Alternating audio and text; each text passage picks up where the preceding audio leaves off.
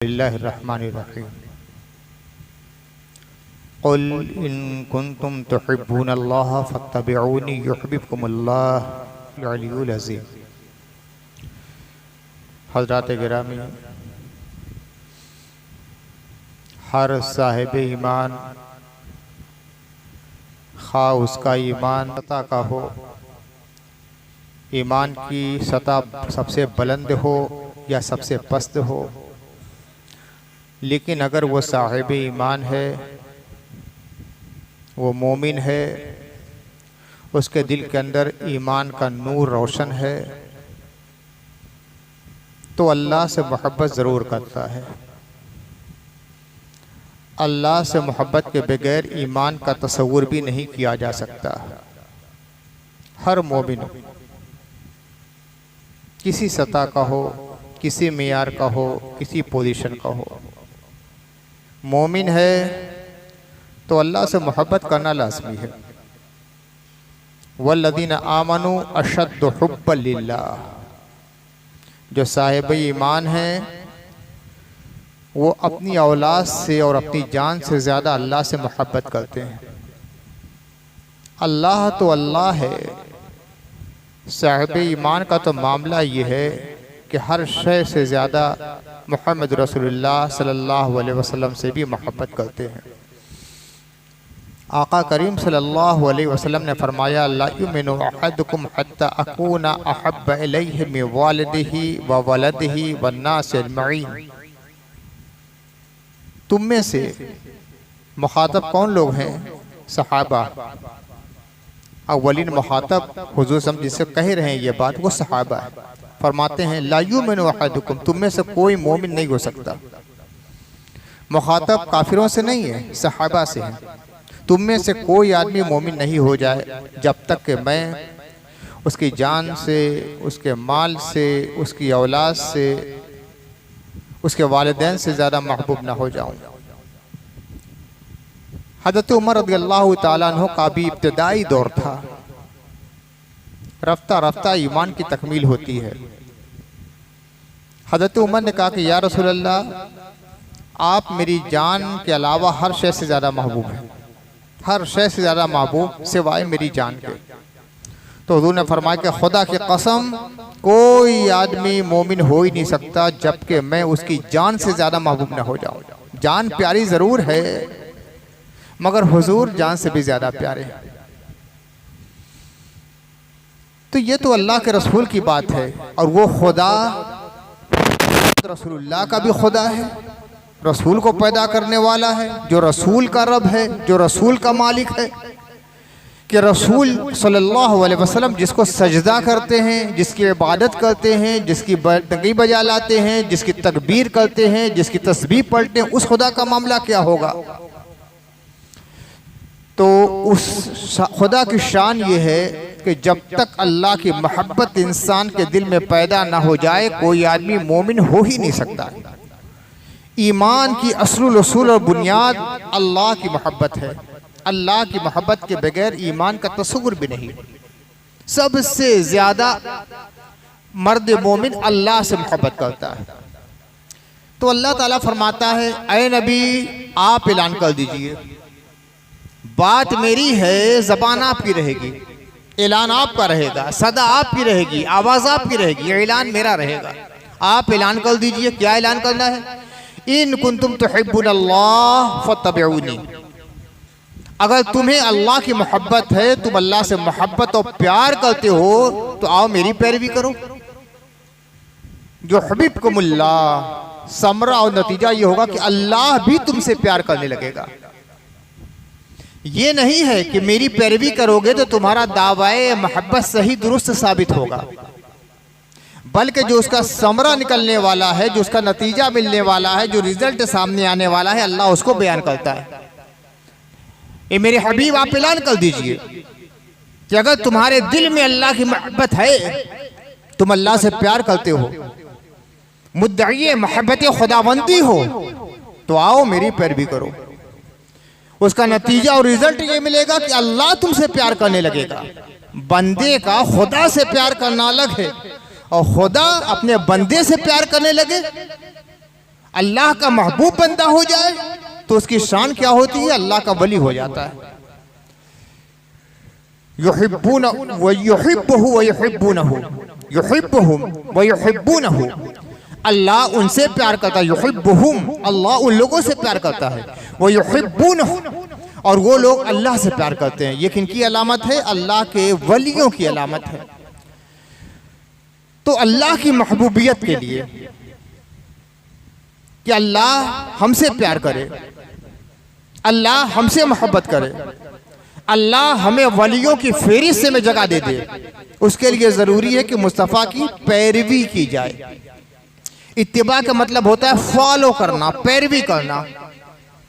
अगर हम ये चाहते हैं कि हमें खुदा प्यार दे, खुदा हमसे मोहब्बत करे, खुदा अपने बरगुज़ीदा बंदों की सब में हमें शामिल फरमाए, खुदा अपने वलियों में हमें शुमार करे, तो सिर्फ और सिर्फ एक नुस्खा है, उसके अलावा कोई नुस्खा नहीं।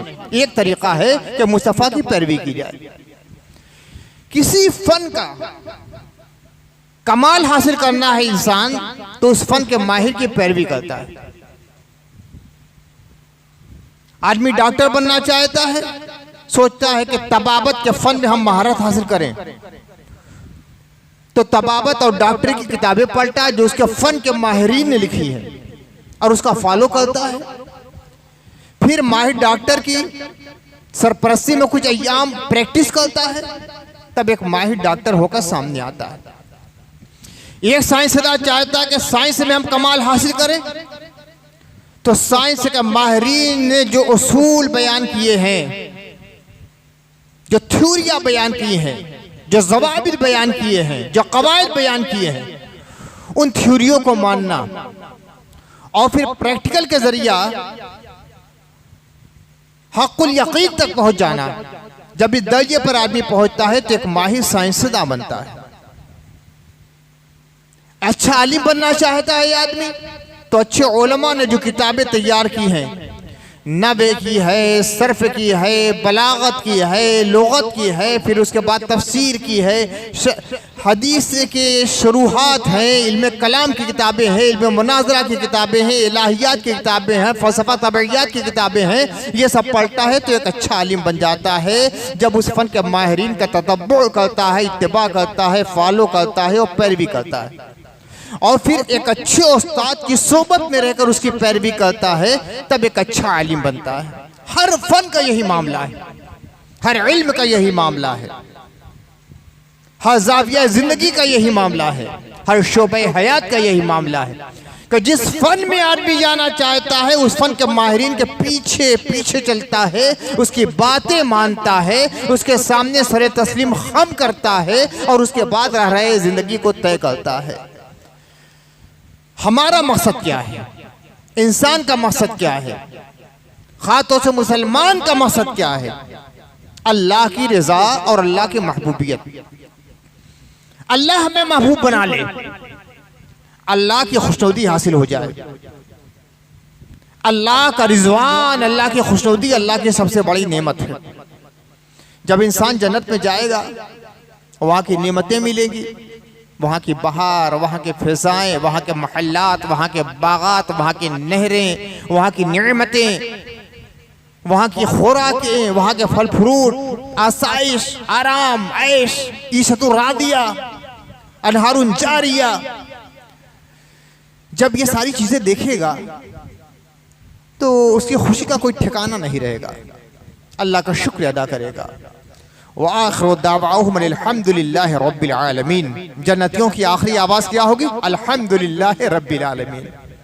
ये जो हम लोग पढ़ते हैं अल्हम्दुलिल्लाहि रब्बिल आलमीन सूरह फातिहा में, ये जन्नतियों का नगमा है, उनका स्लोगन और नारा है, और एक आवाज़ सलामन सलामन सलामन सलामन, जैसे कहीं हल्की हल्की कोई जमजमा संजी हो, बड़ा खुशगवार माहौल हो, बाग है, चश्मे हैं, झरने हैं, हर किस्म की आसाइश है, और धीमी धीमी नगमगी में डूबी हुई एक आवाज़ आ रही है, तो आदमी कितना खुश हो जाता है। किसी परिंदे की आवाज़ आ जाए, कोई बुलबुल चहक रही है, कोई कोयल कूक रही है, कोई और खुशनवा परिंदा खुशनवाई कर रहा है, तो आदमी कितना महू हो जाता है, कैसी वद की कैफियत तारी होती है। तो जन्नत में जो नगमगी होगी हर वक्त सलामन सलामन सलामन सलामन, धीमी धीमी एक आवाज आती है, हर वक्त आती रहेगी, सलामती हो सलामती हो सलामती हो, यही आवाज आती रहेगी। और मुसलमान का जो नारा होगा अल्हम्दुलिल्लाह रब्बिल आलमीन, अल्लाह की तारीफ, अल्लाह का शुक्र है। अल्हम्द ये कहना शुक्र भी है, अल्लाह की नेमतों का इंसान शुक्र करेगा कि हम जो सोच नहीं सकते थे, तसव्वुर नहीं कर सकते थे, ख्यालो अफकार में जो चीजें नहीं आ सकती थी, उससे ज्यादा हमें अल्लाह ने दे दिया है। माँ वराए फहम अता फरमा दिया है, शान गुमान से बढ़कर दे दिया है। हर वक्त कहेगा अल्हम्दुलिल्लाह रब्बिल आलमीन, व आखिरु दाअवाहुम अल्हम्दुलिल्लाह रब्बिल आलमीन। अल्लाह पूछेगा जन्नतियों, मेरे नेक बंदो, और क्या दे दूं? करीम का कितना करम होगा, खालिक जन्नत कितनी नवाजिश फरमाएगा, सब दे दिया है, फरमाएगा और कुछ चाहिए? अब बंदा क्या करे, मौला अब क्या बाकी है, सब तो दे दिया तूने, अब क्या बाकी है? लेकिन खजाने इलाही में कोई कमी नहीं है। जहां जाके हम सोचते कि अब खत्म हो गया, लेकिन खुदा का खजाना तो लामहदूद है, बेशुमार है, बेहिसाब है। फरमाएगा कि अभी बहुत कुछ है। मौला क्या देगा? कहा कि मैं अपनी खुशनूदी दे रहा हूं, मैं तुझसे राजी हो गया। इसी को रिजवान कहा गया है। जन्नत का जो फरिश्ता पूरी जन्नत में मुकर्रर है, जो चीफ वहां का है, उसका नाम भी रिजवान है। और इसीलिए जन्नत को कहा जाता है जन्नत रिजवान। एक तो ये कि रिजवान की जन्नत, जो मुवक्कल फरिश्ता है उसका नाम है रिजवान। और जन्नत रिजवान का एक मफहूम यह कि वो जन्नत है जहां अल्लाह की खुशनूदी और रिजवान मिलेगा, रज़ा इलाही नसीब हो जाएगी। अल्लाह ताला फरमाता है रिजवान इलाही सबसे बड़ा है। तो इंसान की ख्वाहिश क्या होनी चाहिए? अल्लाह की खुशनूदी मिल जाए, अल्लाह राजी हो जाए। अल्लाह जिससे राजी हो जाए तो इससे बड़ी कोई नेमत नहीं। रज़ियल्लाहु अन्हुम व रज़ू अन्हु, अल्लाह उनसे राजी हो गया, वो अल्लाह के फैसले पर मगन और खुश हो गए। तो ये सबसे बड़ी नेमत है। तो हर मोमिन का मकसद ज़िंदगी और मकसद हयात ये होना चाहिए कि हमारा खुदा हमसे राज़ी हो जाए, हमसे मोहब्बत करने लगे। हम तो मोहब्बत करते ही हैं। मोहब्बत का कमाल और मिराज ये है कि वो महबूब हमसे मोहब्बत करने लगे, हमें अपने महबूबों में शामिल कर ले। उसका सिर्फ एक तरीका है, रसूलुल्लाह की पैरवी की जाए। दुनिया में उसके अलावा कोई रास्ता है नहीं।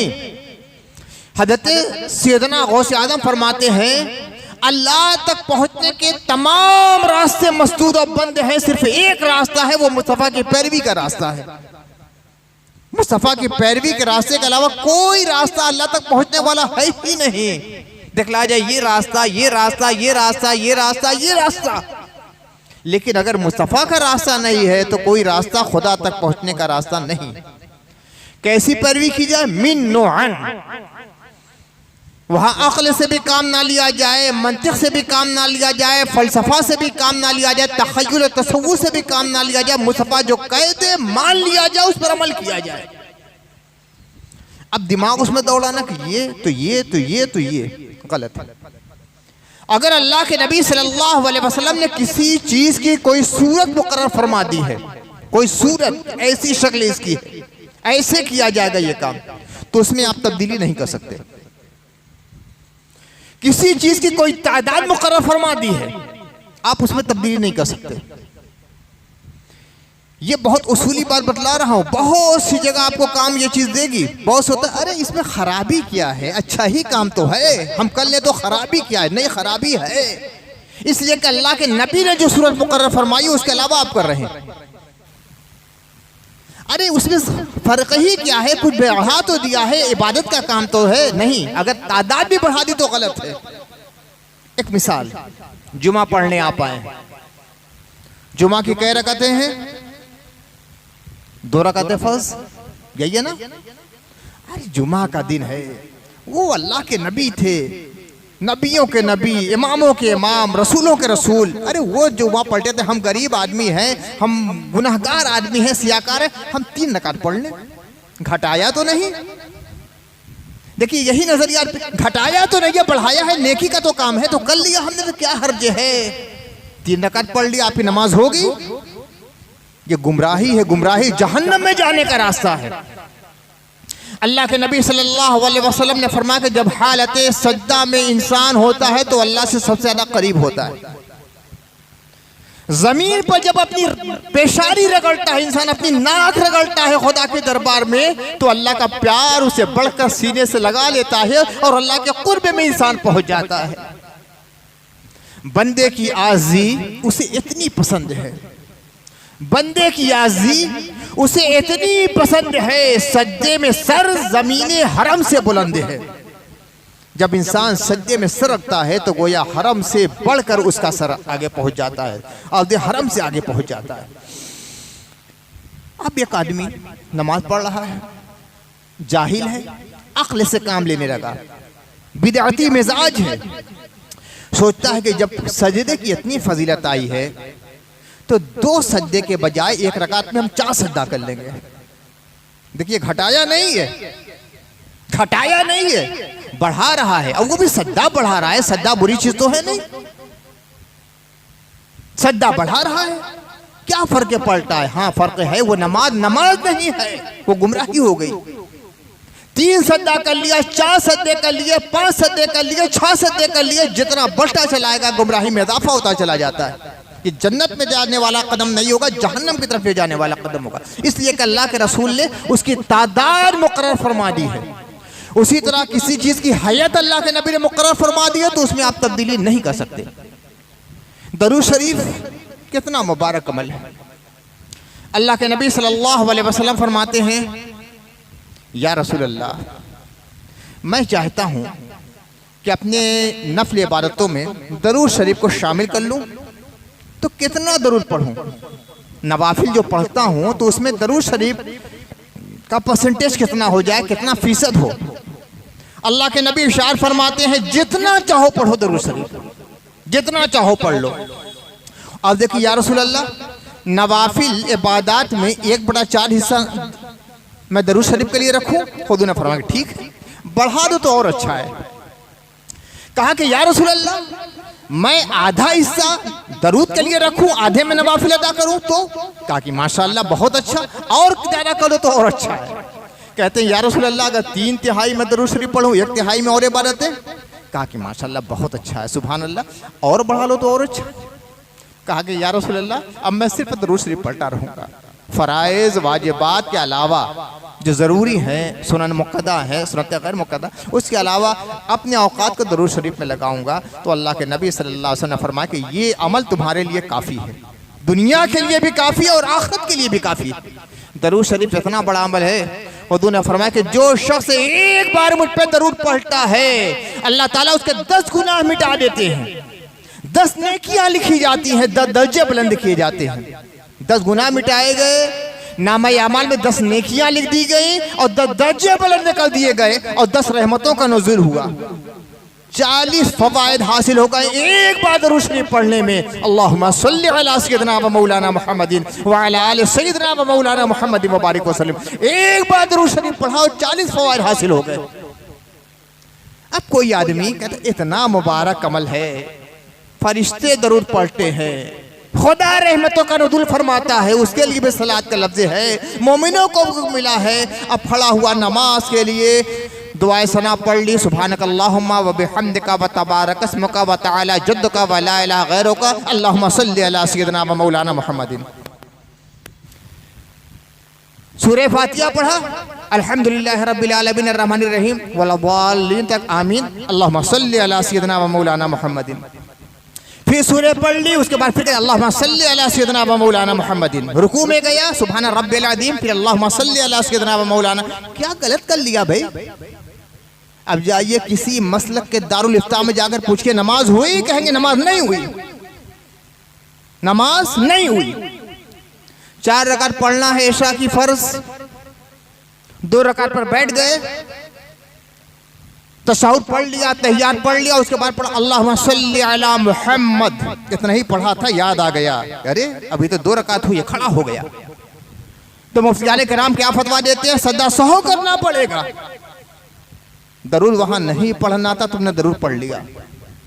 अब देखिए क्या कहा जाए, तरस भी आता है, दुआए मग़फ़िरत भी निकलती है। एक मौलाना साहब तक़रीर कर रहे थे, अब उसकी वजह बतलाई कि इसलिए दरूद शरीफ पढ़ने पर सद्दा सहो करना पड़ेगा कि तूने भूल कर दरूद क्यों पढ़ा, और नारे लग गए। बहुत बड़े खतीब की बात कर रहा हूँ, हिंदुस्तान में उनका मद्द मुकाबिल कोई नहीं है। आवाम को इस तरह बेवकूफ़ बनाया जाता है और जज्बात से खेला जाता है, गुमराही फैलाई जाती है। उन्होंने कहा कि दरूद शरीफ 2 रकात पर पढ़ लिया भूल कर तो सदा सहो करना पड़ेगा, इसलिए कि दो भूल कर दरूद क्यों पढ़ा। तो मैं कहता हूं अगर जानबूझ कर दरूद पढ़ लेगा तो क्या सदा सहो नहीं करना पड़ेगा? भूल कर पढ़ा तो सदा सहो किया, तो जानबूझ कर कोई पढ़े तो क्या सदा सहो नहीं करना है? नहीं, सदा सहो इसलिए नहीं कहा कि भूल कर क्यों पढ़ा, सदा सहो इसलिए किया कि नबी की सुन्नत के खिलाफ तूने किया है। यहां सिर्फ तैयार पढ़ना था, दरूद क्यों पढ़ लिया तुमने? ये असली वजह है। जज्बात में बहकाया जाता है, गुमराह किया जाता है, नारे लगवाए जाते हैं, और आवाम को ये सब चीजें पसंद है नहीं। हुजूर की जो सुन्नत और सीरत है उसके खिलाफ कोई काम किया जाएगा, ये गुमराही का काम हो जाएगा, दलालत का काम हो जाएगा। जितनी तादाद मुकर्रर है उतनी तादाद में कहना है। जो कलिमात और जो जुमले हैं उसमें इजाफा आप नहीं कर सकते, ना ऊपर ना नीचे। अब ये अरे बड़ा अहम काम है, बड़ी फजीलत वाला काम है, नहीं कर सकते, इसलिए कि अल्लाह के नबी ने वो जुमले मुकर्रर फरमा दिए हैं। जैसे अभी मैंने बतलाया, दरूद शरीफ इतना मुबारक अमल है, मगर नमाज में आप पढ़ लेंगे क़ियाम के आलम में या रुकू के आलम में या सज्दे के आलम में, या 4 रकात पढ़ना है, 2 रकात पर आपने दरूद शरीफ पढ़ लिया तो आपको सद्दा सहो करना पड़ेगा, और कद्दर कर लिया है तो फिर से नमाज अदा करना पड़ेगा, नमाज नहीं होगी आपकी। अब समझ में आ गई होगी आपको बात। असल चीज़ है नबी सल्लल्लाहु अलैहि वसल्लम की पैरवी। हुजूर ने जो किया है बस वही करना है।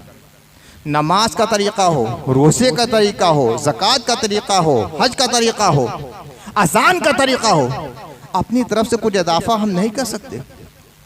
अज़ान के जो कलिमात अल्लाह के नबी सल्लल्लाहु अलैहि वसल्लम ने मुकर्रर फरमा दिए हैं बस वही अज़ान है, ना घटा सकते हैं ना बढ़ा सकते हैं। अल्लाहु अकबर से अज़ान शुरू होती है और इख्तिताम जहां होता है वहां जाके रुक जाना है, ना उससे पहले कुछ ना उसके बाद कुछ, बस जो दुआ बतला दी है अल्लाह के नबी ने बस वही करना है। आजकल एक ट्रेंड चला है, गांव गांव झगड़ा है, शहर शहर झगड़ा है। हम लोग का इलाका तो बड़ा महफूज है ना, मस्जिद मस्जिद झगड़ा हो चुका है। अजान से पहले दरूद शरीफ पढ़ने का मामला, एक तो ये है कि पढ़ना और दूसरों को मजबूर करना के जरूरी है, बड़ा फितरा पैदा हो गया। दरूद शरीफ की जितनी अहमियत हम जानते हैं, हजरत बिलाल जानते थे कि नहीं जानते थे? हजरत अब्दुल्लाह इब्ने उम्मे मक्तूम जानते थे कि नहीं जानते थे? हजरत अबू महजूरा जानते थे कि नहीं जानते थे? ये 3 मुअज्जिन रसूल हैं। अल्लाह के नबी सल्लल्लाहु अलैहि वसल्लम के ज़माने में 3 मुअज्जिन थे। क्या उन लोगों ने कभी अजान के पहले दरूद शरीफ पढ़ा? हमें मालूम है फजीलत, उन्हें नहीं मालूम थी। अरे हम तो सुनते हैं कि फला रावी 20-25 रावी के बाद हम तक पहुंचती है बात, और उन्होंने तो मुस्तफ़ा की ज़बान मुबारक से दरूद शरीफ की फजीलत सुनी थी। हम दरूद पढ़ते हैं तो हुजूर को, आपके सिफात को, आपके अस्मा को अपने जहन में बसा कर पढ़ते हैं। वो रसूल का चेहरा देख कर दरूद पढ़ा करते थे।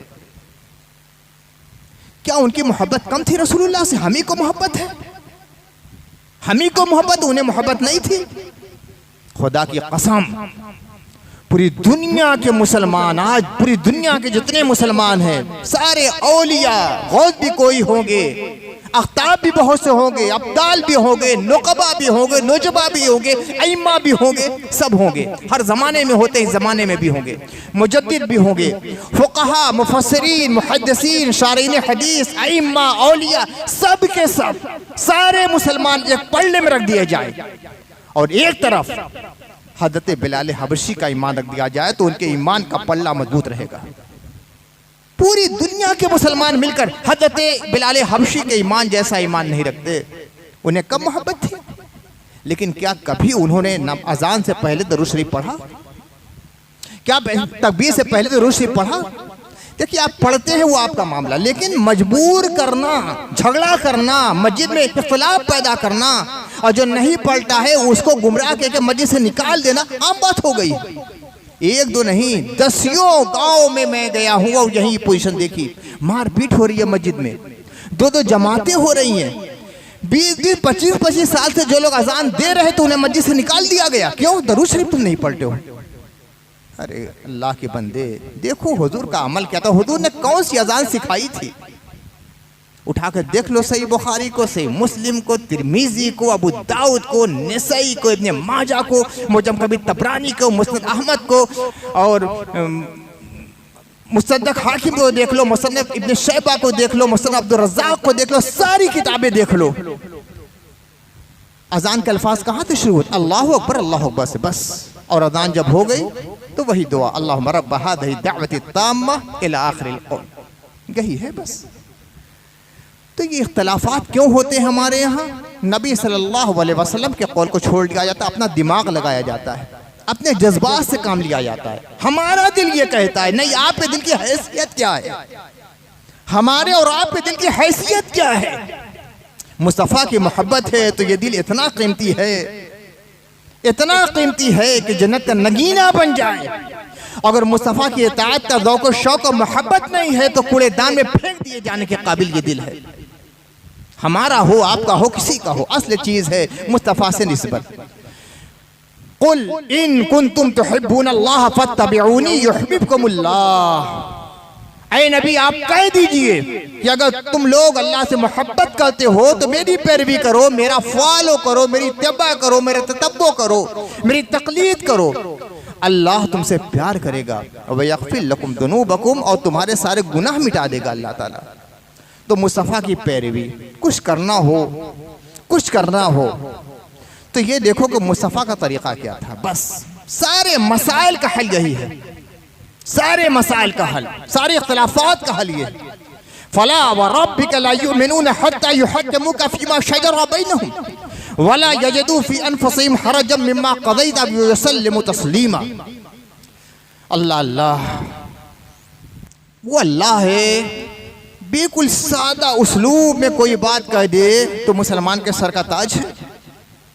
लेकिन अल्लाह ताला इस आयत करीमा में अपना जो फैसला नाफिज फरमाता है, इरशाद फरमाता है, वो बड़े ताकीदी अल्फाज में, फला व रब्बिका, नहीं, ऐ मेरे हबीब, आपके परवरदिगार की कसम, फला व रब्बिका, मोहम्मद के खुदा की कसम, मेरे महबूब आपके परवरदिगार और रब की कसम, ला युमिनून, ये लोग मोमिन नहीं होंगे, हत्ता युहक्किमूका फ़ीमा शजरा बैनहुम, जब तक के अपने मुख्तलिफ मसाइल में आपको हकम और फैसल ना बना ले।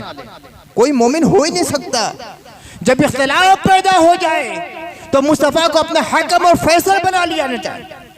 वला यजिदू फ़ी अनफुसिहिम हरजम मिम्मा क़ज़ैता, और या रसूल अल्लाह, आप जो फैसला कर दे तो ये लोग अपने दिल में कोई तंगी महसूस ना करें, बल्कि वसील क़ल्बी के साथ उसे एक्सेप्ट कर लें, व युसल्लिमू तस्लीमा, सरे तस्लीम खम कर दे।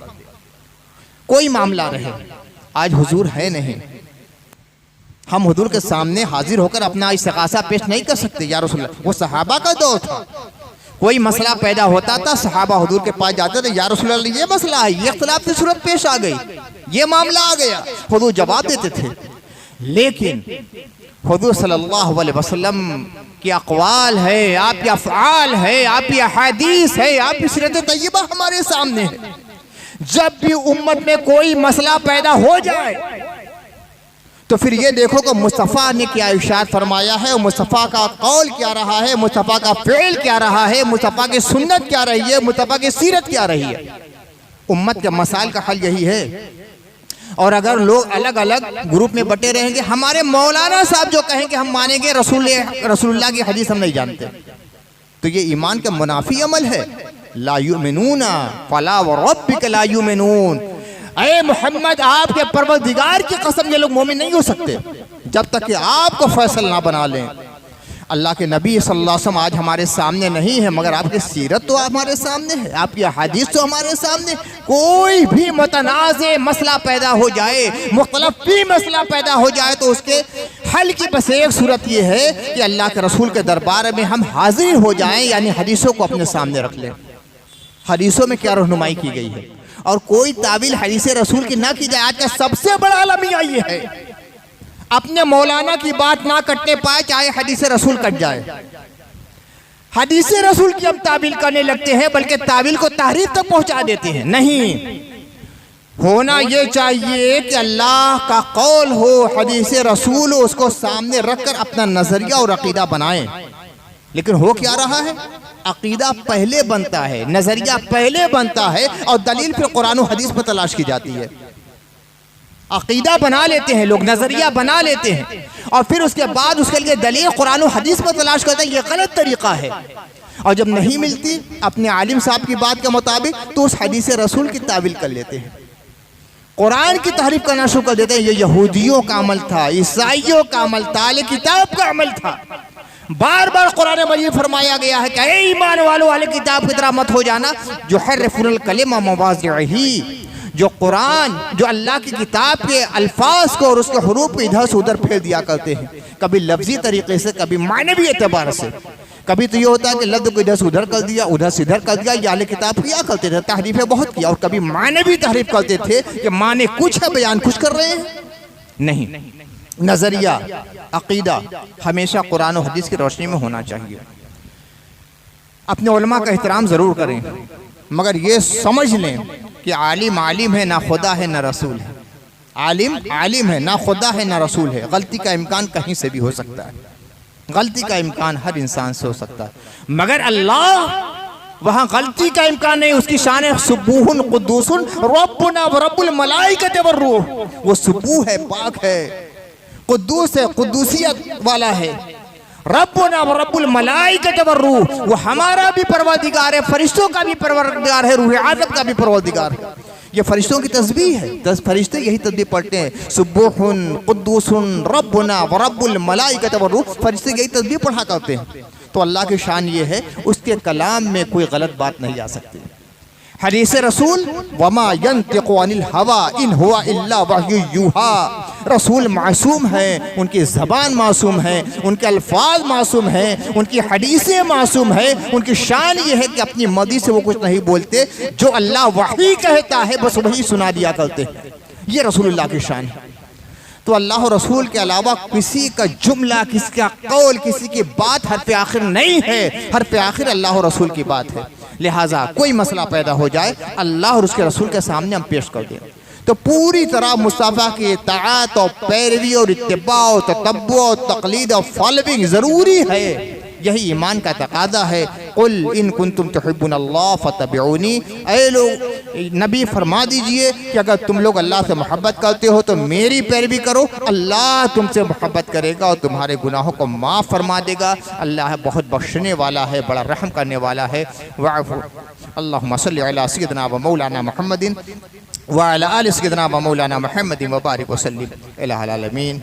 हमें अपनी मारिफत अता फरमा, अपने कलाम की मारिफत अता फरमा, कुरान मजीद को समझने की तौफीक अता फरमा, हदीस रसूल पर अमल करने की तौफीक अता फरमा। मुस्तफ़ा के प्यार से हमारे दिल को मामूर फरमा दे, ईमान के नूर से हमारे दिलों को जगमगा दे। या अल्लाह, हमें सही तरीके से मुस्तफ़ा सल्लल्लाहु अलैहि वसल्लम की इत्तिबा की तौफीक अता फरमा। रब्बना तक़ब्बल मिन्ना इन्नका अंतस समीउल अलीम व सल्लल्लाहु तआला अला खैर खल्क़िही सय्यिदिना व मौलाना मुहम्मदिन व आलिहि व सहबिही अजमईन बिरहमतिका या अरहमर।